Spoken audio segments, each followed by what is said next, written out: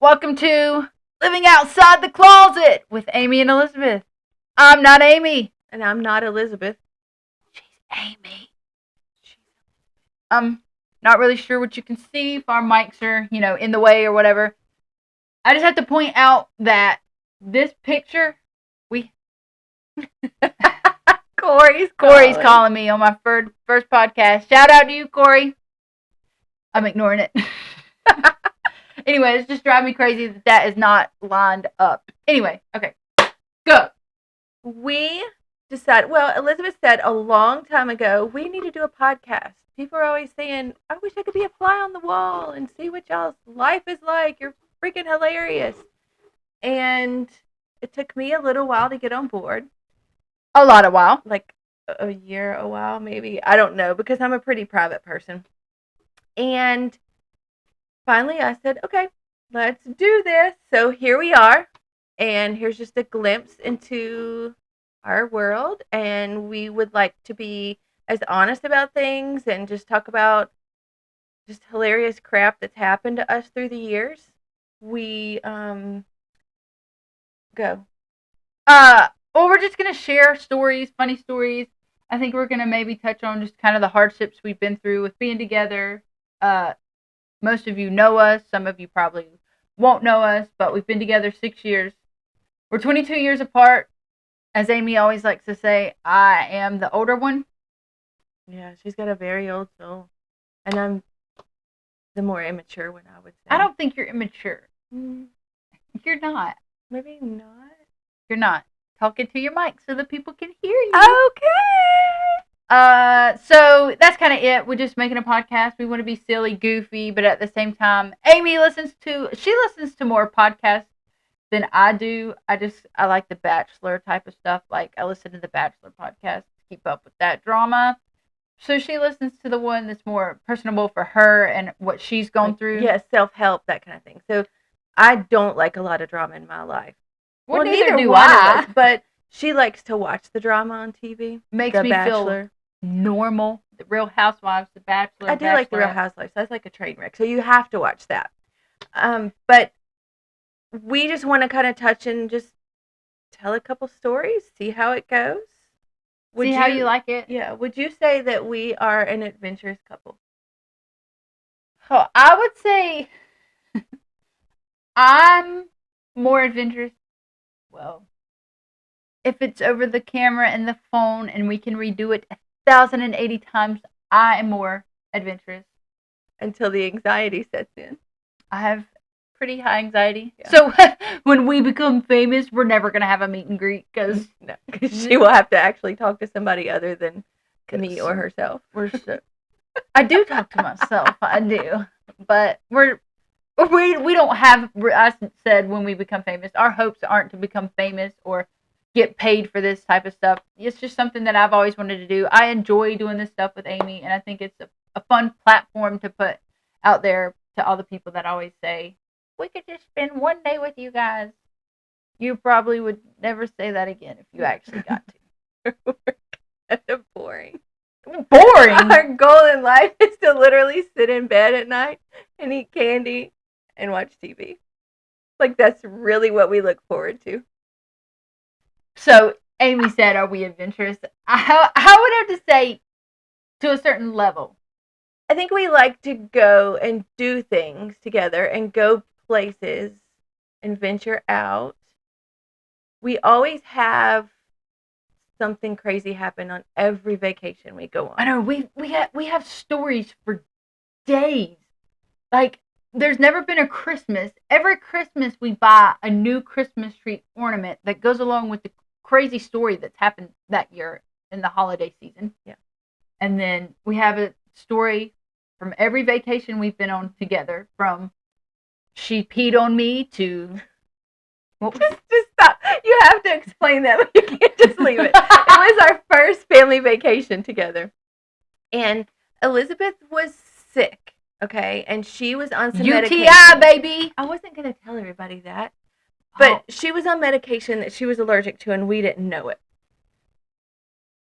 So she was waking up in the middle of the night, like like her fingers were feeling like she was being electrocuted, and I was throwing up. Like, it was that type of, like, my face was swollen. I was having horrible, like, I just wanted to stretch my hands out. My feet were hurting. I was throwing up. I think I had a fever. But she's also very dramatic. And I am an angry bear when I get woken up. So I'm like, are you going to the doctor or the hospital or not? Basically, if not, just let me sleep. Dying. Like, I kept getting up to throw up, and I kept asking. I was saying, just help me. Something's not right. And so the medication, turns out the medication that she was on, she was allergic to. So she was having a severe allergic reaction. That was on Sudafed. the same. Yeah, it was not Sudafed. Sulfa drugs. We go out on the beach, so all is better. So we go out on the beach and we venture into the water, and she starts screaming. Again, she's very dramatic. I need to just preface that. I don't like bugs, and so when we go to the ocean, you know, I'm the big old bad mama lesbian coming up in there. No, I'm not. No, she's a big weenie. And we go out there, and so if seaweed touches my leg or whatever, like, I will she literally jumps in my arms. jump on Amy to survive this seaweed attack. Just that whole trip. Anytime I'm in the ocean, I act like that. It wasn't just that one specific time. Not even gonna lie. So yeah. So she gets stung by a jellyfish. And nobody believed me. And she's crying and just being dramatic. Like whining, like just being dramatic. I know it hurts. It's happened before. And I'm like, the only thing that I can really do to help you is to literally pee on you. And she's like, oh my God, oh my God, oh my God. So we go back to the house. Yeah, we didn't do it on the beach. That looked weird. We go back to the house to like the outdoor shower thing. And that's why I peed on her leg. It did help. Yeah, it took away the sting. It really does work. Kind of gross, but it works. So that was the story of. So anyway, that goes to show you we always have a story of. That was the same vacation where we threw one of Leah's friends off the back of the golf cart. And Amy overreacts to every situation. So it's like one little thing happens, and then you got. It wasn't a little thing. Karen over here. I don't mean to offend anybody whose name is really Karen, but Amy is a Karen. But got her over here making it 10 times worse and just embarrassing. Oh my God, she fell out the golf cart. Like, oh my God. It was over. And so Leah's friend was like, Leah's my daughter. Leah's friend was like, just go. Just get me back on the golf cart and go. And the poor child still has a scar. And she was so embarrassed, and I was so embarrassed, and Amy's yelling at everybody. And I don't know if you've ever been, well, I don't know.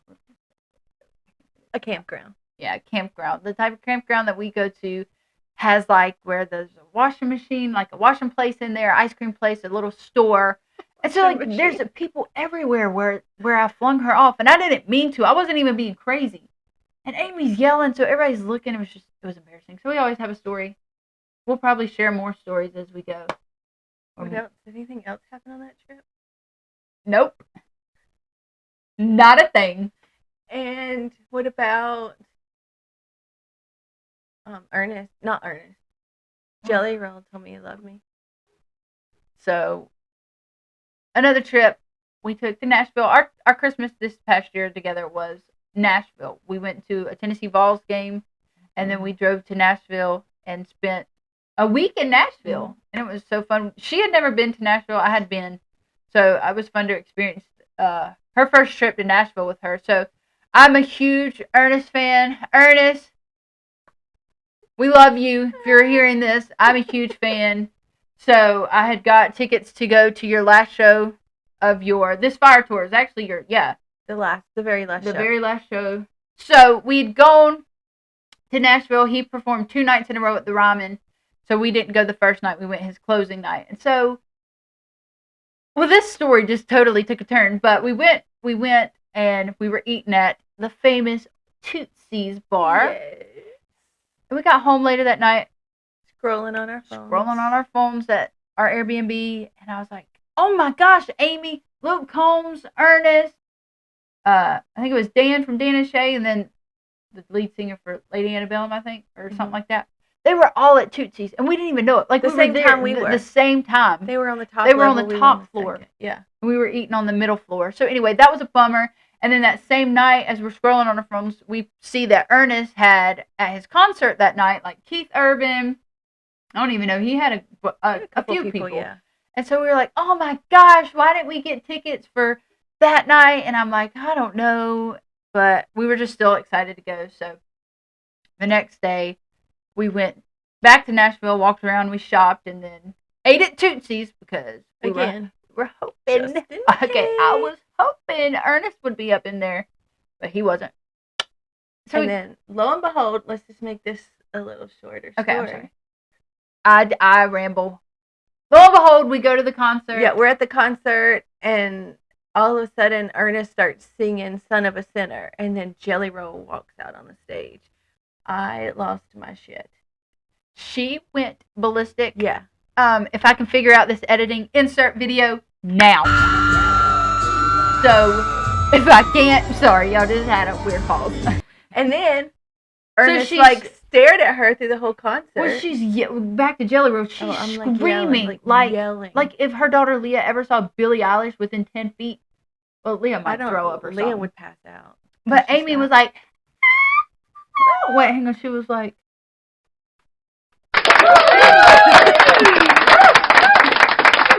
and so he turns and he walks towards us. And the ramen's a very intimate setting. He turns and walks towards us. He points at me and goes like that. And I'm like, oh, we're done.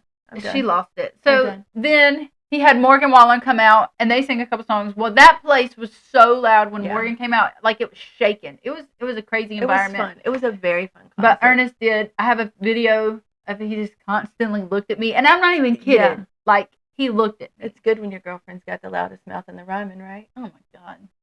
So, anyway, that was just a great experience. Ernest, actually, his song Flower Shops, he won an award that night. Yeah. Morgan presented him with the award. Congratulations, Ernest, if you're watching this. I love you. So, anyway, so that's just a little insight about maybe what our podcast is going to be. Some might be a little bit deeper into our personal lives. Some might be crazy stories. We might randomly just sit here one day and talk. About crap. Literally. And I know what is it? Poop soulmates? Is that what you were talking about the other day? Oh, yeah. I got a couple things I want to talk about on here. We're poop soulmates. Random poopy crap. So I guess we'll close this out. It's our first little podcast. We'll see how it goes. I don't know if this was a teaser trailer or a full episode, but welcome to Living Outside the Closet, where I'm not Amy. And I'm not Elizabeth.